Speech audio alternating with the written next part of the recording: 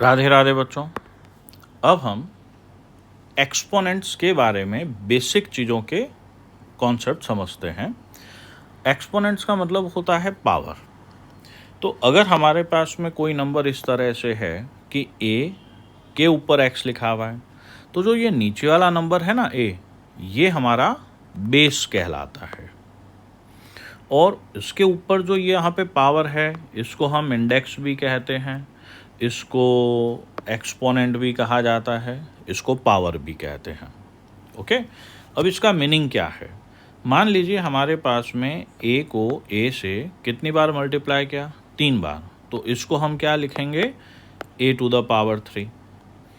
अभी हमारे पास में b को b से 5 बार मल्टीप्लाई किया है, तो इसको हम लिखेंगे b की पावर 5। अभी अगर हमने c को c से 2 बार मल्टीप्लाई किया है, तो ये होगा c की पावर 2।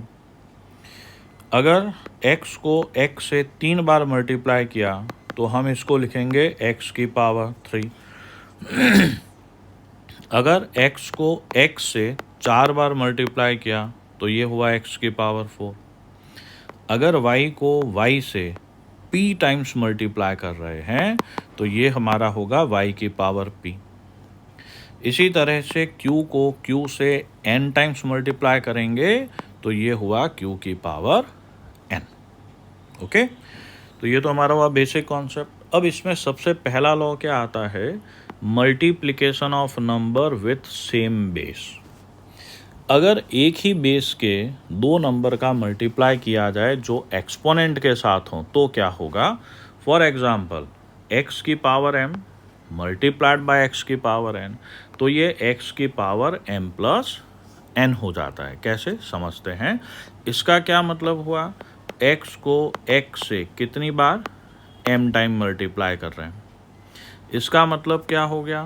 x को x से कितनी बार? n टाइम्स मल्टीप्लाई कर रहे हैं। तो ये तो मल्टीप्लिकेशन नहीं है। तो टोटल x को x से कितनी बार मल्टीप्लाई किया गया? m plus n times. तो हम इसको क्या लिखेंगे? x की पावर m प्लस n। एक छोटे से एग्जाम्पल से समझते हैं। मान लीजिए x की पावर 3 को x की पावर 2 से मल्टीप्लाई करना है, तो x की पावर 3 का मतलब x multiplied by x multiplied by x 3 times हुआ। इसका मतलब x multiplied by x 2 times हुआ। तो ये 3 टाइम्स है, ये 2 टाइम्स है। ठीक है, ये 2 टाइम है। तो कुल मिला के x को x से 5 टाइम मल्टीप्लाई किया, तो इसको हम x की पावर 5 कहेंगे। ओके, कुछ एग्जाम्पल लेके समझते हैं और ज़्यादा अच्छे से क्लियर हो जाएगा। तो x की पावर m इंटू x की पावर m, x की पावर m प्लस n होता है। यहाँ पर बेस सेम है, पावर ऐड हो जाएगा। तो इनको कुछ एग्जाम्पल हैं जिनको सिंप्लीफाई करना है। देखो यहाँ पे 2 की पावर -5 2 की पावर -8 से मल्टीप्लाई हो रहा है। बेस सेम है, तो पावर क्या हो जाएगा बेटा? 2 की पावर -5 प्लस 8। अब 2 की पावर -5 प्लस 8 2 की पावर 3 हो गया। अब यहाँ पर 3 चीज़ों का मल्टीप्लाई हो रहा है, तीनों में बेस सेम है जो कि 3 है, पावर ये है। तो हमारे पास क्या आ जाएगा? 3 की power m plus of -n plus 6। Simplify करेंगे तो m माइनस n प्लस 6। यहाँ पर 3 चीज़ों का मल्टीप्लाई है, तीनों का बेस सेम है, दैट इज़ p। तो p की पावर 5 -8 प्लस x, तो p की पावर -3 प्लस x। आप चाहें तो ऐसा लिखें या आप चाहें तो ऐसा भी लिख सकते हैं।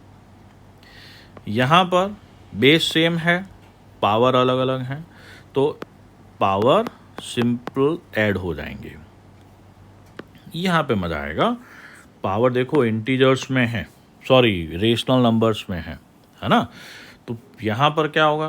बेस तो हमारा सेम है, पावर 3 + 2 और 4/3 ऐसा आ जाएगा। तो अब हमें इसको सॉल्व करना आना चाहिए, और इसके लिए हमने अलग से रेशनल नंबर पढ़े हैं, एडिशन वगैरह। तो मान लीजिए इसको सॉल्व करना है, फिर भी एक बार यहाँ पे बता देता हूँ। 3 और 2 का एलसीएम क्या आ गया? 6।